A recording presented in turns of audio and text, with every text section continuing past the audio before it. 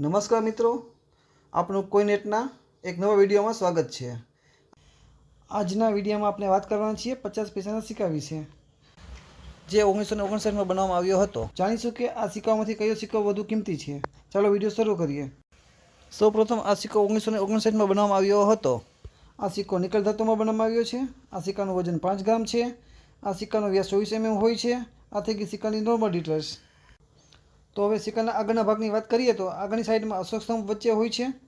Left સાઈડમાં હિન્દીમાં ભારત લખેલું હોય છે। રાઈટ સાઈડમાં ઇંગ્લિશમાં ઇન્ડિયા લખેલું હોય છે।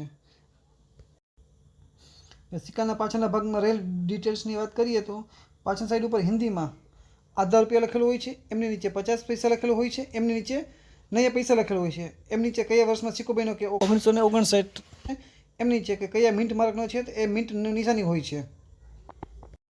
આ સિક્કો ભારતની એક જ મિન્ટ માર્કમાં બનાવવામાં આવ્યો હતો, જેમ કે બોમ્બે। તો આ સિક્કો જો તમારી પાસે હોય બોમ્બે મિન્ટનો સિક્કો તો તમને સૌથી વધુ પૈસા મળી શકે છે। આ સિક્કો રેર કેટેગરીમાં આવે છે। આ સિક્કાની કિંમત 50 પૈસાના સિક્કામાં સૌથી વધારે કિંમત છે।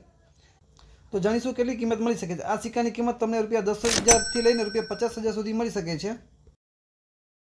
તો તમે ચેનલમાં નવા છો તો કોઈને સબસ્ક્રાઈબ કરો અને વધુમાં વધુ લોકોને શેર કરો અને આજનો વિડીયો કેવો લાગ્યો તે કોમેન્ટમાં જણાવો અને તમારો સવાલ હોય તો કોમેન્ટમાં જરૂરથી જણાવો।